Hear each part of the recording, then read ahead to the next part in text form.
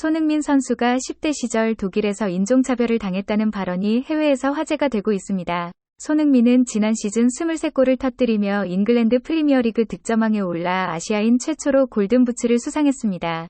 잉글랜드 축구 역사상 최고의 아시아 득점자인 한국 축구의 아이콘이 지난 6월 그의 공로를 인정받아 한국 최고의 스포츠 훈장을 수상했습니다.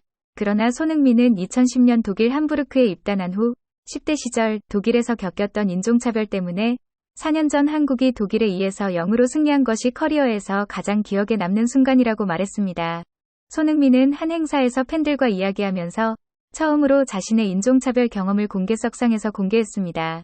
어렸을 때 독일로 이주했고 정말 힘들고 상상할 수 없는 순간을 많이 겪었다. 그러나 인종차별 논란은 여기서 그치지 않습니다. 손흥민은 지난 PFA 올해의 선수 후보에 오르지 못했습니다. 지난 시즌 최고의 활약을 한 선수가 올해의 선수 명단에 없다는 것은 분명 불합리한 점이 있었습니다. 당시 해리 케인이 그 명단에 있다는 사실이 많은 축구 팬들의 원성을 샀습니다. 손흥민의 올해의 선수 수상 자격 박탈은 인종차별로 설명할 수 있습니다. 또한 토트넘이 지난 몇 시즌 동안 리그 최고의 선수 중 한 명을 어떻게 관리해왔는지 다른 어떤 클럽도 손흥민을 영입하기 위해 노력하지 않았다는 사실이 이를 증명하고 있습니다. 이에 대해 축구 커뮤니티 누리꾼들은 축구는 인종차별적인 경기다. 영국에서 인종차별 발언을 하면 경기장 입장이 금지되고 벌금이 부과되더라도 항상 프리미어리그에서 인종차별이 일어난다. 21세기에 아직도 인종차별이 있다니 역겹다. 순수한 스포츠에 인종차별이라니 안타깝고 슬프다. 라는 반응을 보이고 있습니다. 미국의 블리처 리포트 풋볼은 인스타그램 카드뉴스로 손흥민의 발언 전문을 전했습니다. 이 게시물은 30만이 넘는 추천을 받고 있습니다. 좋아요를 누른 인물 중에는 전 독일 국가대표 수비수 제롬 보아탱도 있습니다. 흑인인 보아탱이 독일의 인종차별이라는 손흥민의 발언에 지지를 표한 것입니다. 프랑스의 언론사 프랑스 24는 토트넘 호스퍼의 손흥민이 10대 때 독일에서 인종차별을 겪었다 고 소식을 전했습니다. 영국의 인디펜던트 역시 손흥민이 토트넘으로 오기 전 독일에서 뛸 때 많은 인종차별을 받았다 고 언급했습니다. 전 세계 누리꾼들은 대체로 손흥민의 발언에 지지를 보내고 있습니다. 그러나 독일 누리꾼들 중에는 서운한 감정을 보이는 이들도 있었습니다. 한 누리꾼은 독일인으로 손흥민의 발언을 이해한다. 그는 훌륭한 스포츠맨이라면서도 모든 독일인을 인종차별주의자로 일반화하고 인종차별주의자처럼 보이게 하는 건 옳지 않다 고 적었습니다. 또 다른 누리꾼은 언제나 손흥민을 응원했고 이곳 사람들은 그를 여전히 소중히 생각한다. 이런 말을 듣는 게 힘들고 아프다 고 밝혔습니다. 그렇다면 잉글랜드 프리미어리그에서 활동했던 박지성의 경우는 어땠을까요?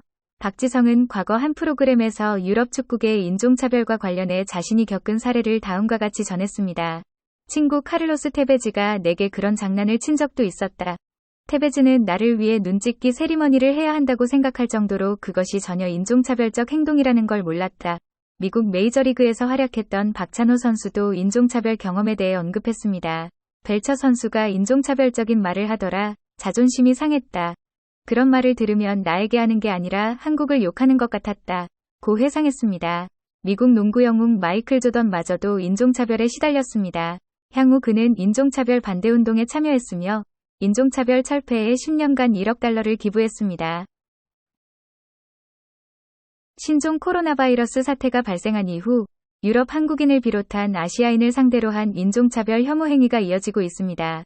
핀란드에서는 최근 한 한국계 네덜란드인 10대 청소년이 인종차별적인 발언을 하는 무리 중 한 명에게 폭행을 당하는 일이 벌어졌습니다. 이에 앞서 네덜란드에서는 한국인 유학생이 인종차별적 욕설, 협박을 당한 사건도 있었습니다. 프랑스 니스에서도 20대 한국 여성이 한 현지인 남자로부터 인종차별과 심한 폭언을 당했습니다. 세계적인 K-팝 그룹 방탄소년단은 미국 백악관을 방문해 조 바이든 대통령과의 만남에서 인종차별에 대해 언급하였습니다. 이에 바이든 대통령은 많은 아시아계 미국인 친구들이 진정한 차별을 받아왔다며 아시아계를 대상으로 하는 범죄와 차별을 화두로 꺼냈습니다. 또한 증오는 단지 숨어버릴 뿐이다. 선한 사람이 증오에 관해 이야기하고 그것이 얼마나 나쁜 것인지를 이야기하면 점차 줄어든다며 BTS의 선한 영향력을 평가했습니다. 선진국이라 생각했던 유럽의 실상이 밝혀졌습니다.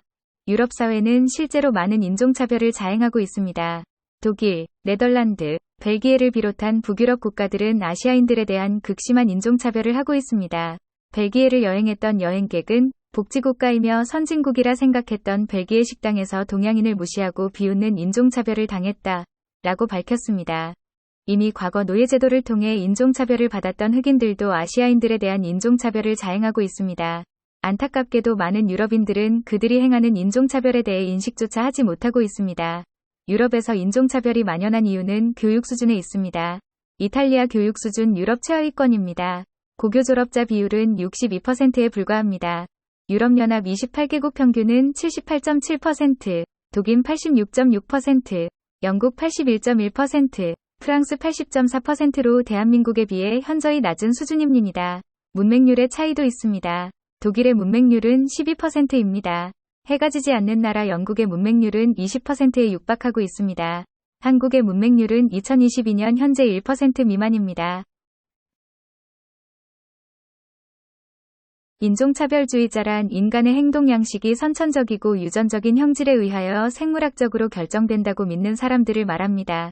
인종차별주의 교리는 혈통이야말로 국가적, 민족적 정체성의 표식이라고 주장하는 것입니다. 과거 인종차별주의의 선봉에 섰던 이는 바로 아돌프 히틀러입니다. 나치 인종차별주의자들은 정신적 또는 육체적으로 비정상인 사람들을 소위 우수한 인종의 유전적 입장에서 결함으로 보고 이러한 사람들이 자손을 낳았을 경우 아리아 인종의 순수한 혈통에 생물학적 위험을 가하는 것이라고 생각하였습니다. 나치의 인종차별 이론에 따르면 독일인과 다른 북유럽인들은 아리아인이라는 우수한 인종에 속하였습니다. 제2차 세계대전 중 나치 의사들은 아리아 인종의 우수성과 비아리아 인종의 열등함을 증명하기 위한 엉터리 의학 실험들을 실행하기에 이르렀습니다. 이러한 실험의 과정에서 무수한 비아리아인 수감자들을 살해하였음에도 불구하고 나치는 인류에 있어서 생물학상의 인종적 차이점에 대한 그들의 이론을 뒷받침할 어떠한 증거도 발견하지 못하였습니다. 유럽인들은 과거 독일의 나치에서 자행하던 인종차별을 잊고 있습니다. 과거에 대한 반성은 말로만 이루어지는 것이 아닙니다. 차별에 대한 교육과 불법행위에 대한 엄정한 처벌을 통해 더 이상 우수한 유전자라는 허무맹랑한 주장으로 인종차별이 용인되어서는 안 될 것입니다. 인종차별의 벽을 넘어 프리미어리그 최우수 선수로 우뚝 선 손흥민 선수를 응원합니다. 좋아요와 구독 부탁드립니다. 시청해주셔서 감사합니다.